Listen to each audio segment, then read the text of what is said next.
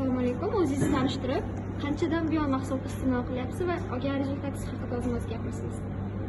Assalomu alaykum. Ismim Ikrom, yoshim 23 ta.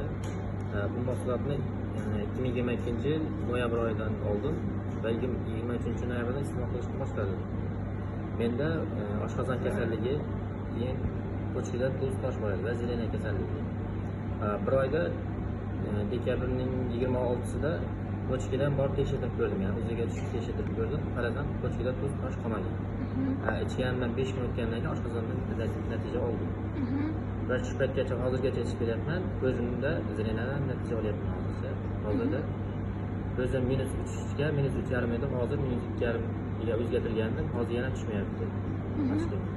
Shunga ichib qo'ydingiz ochkingizni hozir. Hozir ichib qo'ydim. Oldin ochkisiz, ko'zoynakisiz o'tira olmasdim. Hozir ko'zoynak bilan o'tira olmayapman. Ha, demak yana o'zgartirishingiz kerak ekan-da. Yana o'zgartirishim kerak. Ha.